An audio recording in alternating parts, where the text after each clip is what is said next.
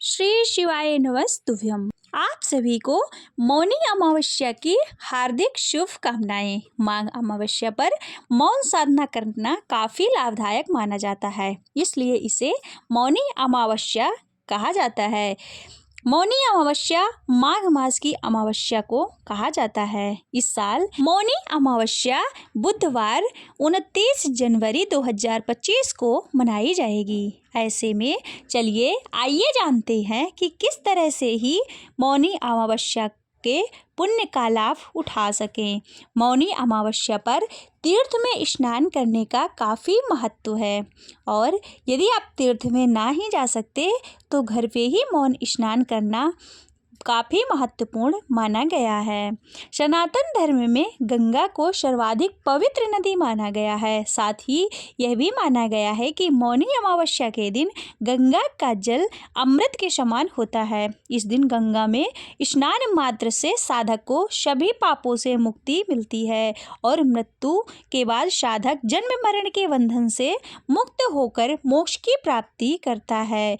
इसी कारण मौनी अमावस्या को गंगा स्नान के लिए एक उत्तम दिन माना गया है। मौनी अमावस्या के दिन शुभ मुहूर्त में गंगा स्नान जरूर करें। अगर आपके लिए ऐसा करना संभव नहीं है तो आप आसपास के किसी भी पवित्र नदी में स्नान कर सकते हैं। वहीं आप घर पे भी नहाने के पानी में थोड़ा सा गंगा जल मिलाकर भी स्नान कर सकते हैं। इसके बाद सूर्य देव को अर्घ्य दें।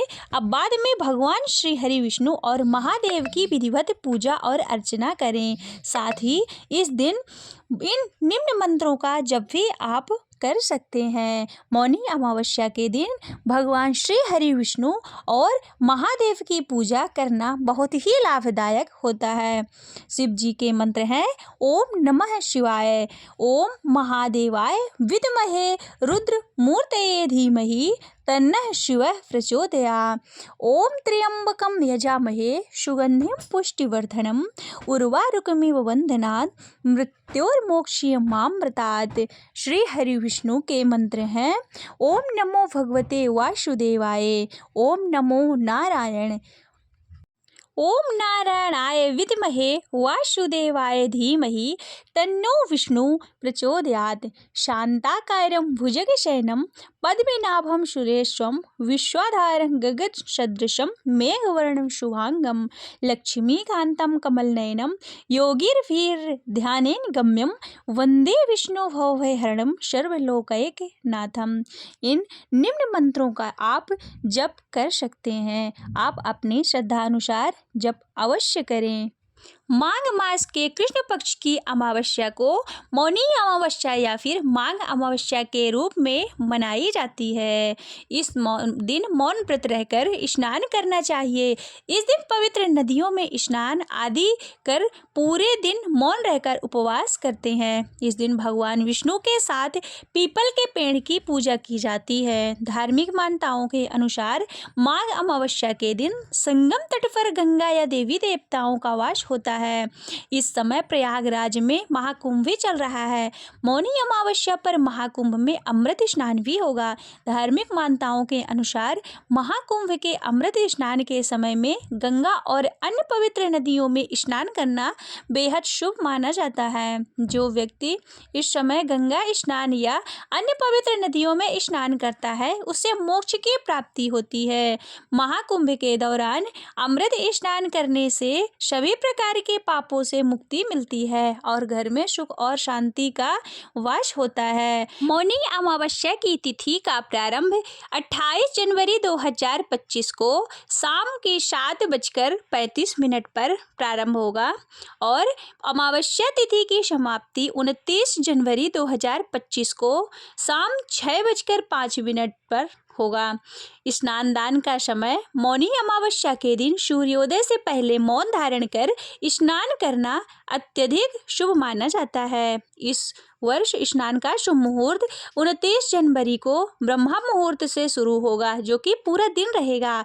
इस दिन दान पुण्य का भी विशेष महत्व है। जरूरतमंदों को अन्न, वस्त्र और धन का दान करना अत्यंत पुण्यदायी है।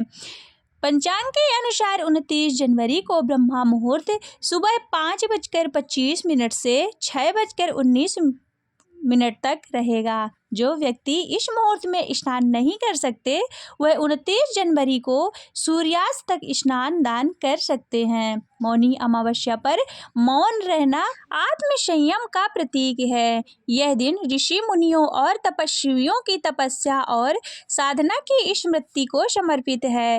पौराणिक कथाओं के अनुसार सृष्टि के प्रारंभ में इसी दिन मनु ने अपने मौन व्रत का पालन किया था, इसलिए इसे मौनी अमावस्या कहा जाता है। इस दिन सुबह जल्दी उठकर स्नान करें। इस दिन पवित्र नदी या फिर सरोवर में स्नान करने का बहुत ही अधिक महत्व है। आप अपने घर में ही नहाने के पानी में गंगा जल मिलाकर स्नान कर सकते हैं। स्नान करने के बाद घर के मंदिर में दीप प्रज्वलित करें, सूर्य देव को अर्घ्य दें। इस दिन पितरों को तर्पण भी किया जाता है। इस दिन पितरों से संबंधित कार्य करने चाहिए। पितरों से नियमित तर्पण और दान करें। अगर आप उपवास रख सकते हैं तो इस दिन उपवास भी रखें। इस पावन दिन भगवान का अधिक से अधिक ध्यान करें। इस पावन दिन पर भगवान विष्णु की पूजा करने का विशेष महत्व होता है। इस दिन विधि विधान से भगवान शंकर की भी पूजा और अर्चना की जाती है। मौनी अमावस्या के दिन गंगा स्नान करने से जाने अनजाने में किए गए पाप धुल जाते हैं। माँ गंगा की कृपा भी भक्तों पर बरसती है। कुंडली में शामिल अशुभ ग्रहों से भी मुक्ति मिलती है। माघी अमावस्या पर कई शुभ संयोग का भी निर्माण हो रहा है। इस दिन स्नान दान और तप का बहुत ही महत्व है। पितरों को प्रसन्न करने के लिए यहाँ पर कुछ उपाय बताए गए हैं। पितरों को प्रसन्न करने के लिए ये उपाय जरूर करें। पितृ दोष को समाप्त करने के लिए माघ अमावस्या के दिन पितरों का तर्पण करें। इसके साथ ही विशेष चीज़ों का भोग लगाएं। ऐसा करने से पितृ दोष दूर होता है। धार्मिक मान्यता के अनुसार मौनी अमावस्या के दिन देवी देवता और पितृ गंगा में स्नान करने आते हैं। ऐसे में आप मौनी अमावस्या के दिन ब्रह्म मुहूर्त में पवित्र नदी में स्नान करें। ऐसा करने से सुख समृद्धि में वृद्धि होती है और पूर्वज भी प्रसन्न होते हैं।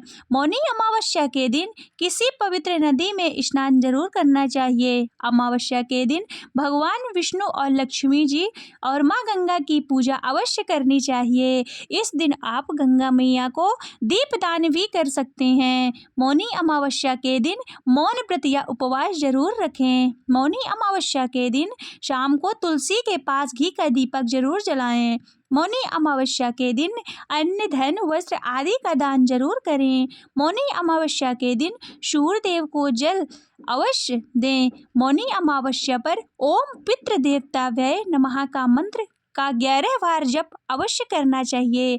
इससे पितृ दोष में शांति मिलती है और पूर्वज प्रसन्न होते हैं। मौनी अमावस्या के दिन पितरों के लिए दीपक अवश्य जलाना चाहिए। मौनी अमावस्या की शाम मिट्टी का दीपक लें और उसे पानी से धोकर सुखा लें। मिट्टी में सरसों या फिर तिल का तेल डालें और उसमें बत्ती लगाएं। दीपक को घर के बाहर दक्षिण दिशा में रखें क्योंकि इसे पितरों की दिशा माना जाता है। दीपक को पूरी रात जलने दें। यदि घर में पितरों की तस्वीर है तो उनके पास भी दिया जलाया जा सकता है। आइए जानते हैं मौनी अमावस्या के दिन पितरों के सामने दीपक जलाने का महत्व है। धार्मिक मान्यताओं के अनुसार मौनी अमावस्या के दिन पितर धरती पर आते हैं। इस दिन वे अपने वंशजों से तर्पण और दान की अपेक्षा करते हैं। इससे उनकी आत्मा को शांति मिलती है। शाम को जब पितर अपने लोक लौटते हैं तो उनके मार्ग को रोशन करने के लिए दीपक जलाया जाता है। ऐसा करने से पितर संतुष्ट होकर आशीर्वाद प्रदान करते हैं। मौनी अमावस्या के दिन भगवान विष्णु की विधि पूर्वक पूजा करें और इसके बाद श्रद्धा पूर्वक काले तिल का दान करें। माना जाता है कि तिल का दान करने से मृत्यु के बाद वैकुंठ में स्थान मिलता है, जीवन में सुख शांति आती है। वैदिक काल में ऋषि मुनि मौन को तपस्या का एक अनिवार्य अंग मानते थे। उनका विश्वास था कि मौन रहने से मन स्थिर होता है और विचारों की उथल पुथल शांत हो जाती है। मौन के माध्यम से आत्मा और ब्रह्मांड के बीच सीधा संवाद स्थापित होता है। इसके अलावा मौन वाणी से होने वाले पापों, झूठ और विवादों से बचने का मार्ग भी है। वेदों और उपनिषदों में मौन को ब्रह्मचर्य, सत्य और संयम के साथ जोड़कर देखा गया है। मौनी अमावस्या के दिन स्नान और दान का विशेष महत्व है। इस दिन ब्रह्म मुहूर्त सुबह 5:25 से होकर सुबह 6:19 तक रहेगा। इस दौरान स्नान और दान करना अत्यंत शुभ माना जाता है। अगर ब्रह्म मुहूर्त में स्नान दान संभव ना हो तो सूर्योदय से सूर्यास्त तक किसी भी समय यह कार्य किया जा सकता है। माना जाता है कि मौनी अमावस्या के दिन वो काम नहीं करने चाहिए जिससे पितरों को कष्ट पहुँचे। ऐसे में आपकी सारी मेहनत और तपस्या का पूरी तरह से व्यर्थ हो जाता है। ऐसा भी माना जाता है कि इस दिन कोई भी शुभ कार्य नहीं करने चाहिए। यही नहीं, इस दिन आपको नाखून, बाल मुंडन भी नहीं करवाना चाहिए। इसके बाद इस दिन मांस, मदिरा और तामसिक चीज़ों का सेवन नहीं करना चाहिए। झूठ बोलने से बचना चाहिए। किसी से झगड़ा आदि पर भी परहेज करना चाहिए। मौनी अमावस्या के दिन सर्व सिद्धि योग भी है। अमावस्या के दिन सर्व सिद्धि योग का संयोग जो बन रहा है वो रात को 9:22 तक है। ज्योतिष शास्त्र में सिद्धि योग को शुभ मानते हैं। इस योग में भगवान शिव की पूजा करने से साधक की हर मनोकामनाएं पूर्ण होती हैं। इसके अलावा मौनी अमावस्या पर श्रवण एवं उत्तरायण नक्षत्र का संयोग बन रहा है। इस योग में भगवान शिव और उनकी पूजा करने से शुभ फल की प्राप्ति होती है। मौनी अमावस्या पर दुर्लभ शिववास योग का संयोग बन रहा है। शिववास का संयोग मौनी अमावस्या यानी 29 जनवरी को शाम 6:05 तक है। धार्मिक मान्यता के अनुसार इस दिन भगवान शिव कैलाश पर माँ गौरी के साथ विराजमान रहेंगे। पौराणिक मान्यता के अनुसार महाकुंभ के अमृत स्नान के समय जो भी श्रद्धालु गंगा और अन्य पवित्र नदियों में स्नान करता है उससे मोक्ष की प्राप्ति होती है। इसलिए महाकुंभ में अमृत स्नान का विशेष महत्व है और साथ ही उससे के घर में सुख और समृद्धि आती है। मौनी अमावस्या की कथा। कांचीपुर नगरी में एक देव स्वामी नाम का ब्राह्मण अपनी पत्नी धनवती और 7 पुत्र और एक पुत्री के साथ रहता था। उनकी पुत्री का नाम गुणवती था। ब्राह्मण ने अपने 7 बेटे की शादी कर अपनी पुत्री के लिए सबसे बड़े बेटे को वर तलाशने के लिए भेजा। इसी दौरान किसी पंडित ने उनकी पुत्री की जन्म कुंडली देखी और उनके बारे में ऐसी बात बताई जिसे सुनकर सब चौंक गए। पंडित जी ने बताया कि देव स्वामी की कुंडली में एक दोष है जिसके कारण पुत्री विधवा हो जाएगी। इसके बाद देव स्वामी ने इसके उपाय के बारे में पूछा। पंडित ने बताया कि सोमा का पूजन करने से यह दोष दूर हो सकता है। पंडित ने सोमा के बारे में बताया कि वह एक धोबिन है और वह सिंगल द्वीप में रहती है। उसे जैसे तैसे प्रसन्न करके यहाँ लेकर आओ। इसके बाद देव स्वामी का सबसे छोटा पुत्र अपनी बहन को साथ लेकर सिंगल द्वीप जाने के लिए सागर तट पर गया। दोनों सागर पार करने की चिंता कर एक पेड़ के नीचे बैठ गए। जिस पेड़ के नीचे वह बैठे थे उस पेड़ पर एक गिद्ध का घोंसला था और उसमें गिद्ध का परिवार रहता था। गिद्ध के बच्चे दोनों की बातें ध्यान से सुन रहे थे। जब शाम को घोंसले में उन बच्चों की माँ पहुंची तो उन्होंने भोजन नहीं किया। बच्चों ने माँ से कहा कि पहले नीचे बैठे उन दोनों प्राणी को भोजन कराओ और उनकी समस्या का निवारण करो। यह वचन लेने के बाद गिद्ध के बच्चों ने भोजन किया। अगले दिन गिद्ध की मदद से दोनों भाई बहन को सिंघल द्वीप पहुंचा दिया गया। वहां उन्हें सोमा का घर भी मिल गया। दोनों भाई बहनों ने सोमा को प्रसन्न करने के लिए एक योजना बनाई। वे दोनों नित्य प्रातः उठकर सोमा के घर झाड़ कर लीप देते थे। उससे हैरान होकर एक दिन सोमा ने अपनी बहू से पूछा कि घर को कौन फुहारता है और कौन लीपा पोती करता है। सोमा की झूठी प्रशंसा पाने के लिए उनकी बहू ने कहा कि हमारे अलावा यह कौन कर सकता है। लेकिन सोमा को इस बात पर विश्वास नहीं हुआ और उसने अपने मन में ऐसा करने वालों को खोजने की कसम खाई। सोमा ने सुबह उठकर देव स्वामी के भाई बहनों को लिपापोती करते हुए पकड़ लिया, जिसके बाद सोमा के पूछने पर उन्होंने सोमा को पूरी बात बता दी। सोमा उनकी श्रम साधना देखकर बहुत ही प्रसन्न हो गई और घर उचित समय पर उनके घर पहुंचने का वचन दिया। वीडियो मगर आप भाई लोगों ने को अच्छा अधिक लगा आग्रह तो प्लीज पर वीडियो को सोमा लाइक उसके साथ ही कीजिएगा चल दी। और घर कमेंट से सेक्शन चलते में समय हर सोमा हर ने अपनी महादेव बहुओं से जरूर कहा कि लिखिएगा। मेरी चैनल को अभी तक आपने अनुपस्थिति में सब्सक्राइब नहीं किसी किया का तो देहांत चैनल हो को जाए तो सब्सक्राइब उसका करके शरीर बेल आइकन नष्ट को मत प्रेस करना जरूर और मेरा कीजिएगा। इंतजार करना। यह समझाने के बाद सोमा कांचीपुर पहुंच गई। दूसरे दिन गुणवती के विवाह का कार्यक्रम तय हो गया।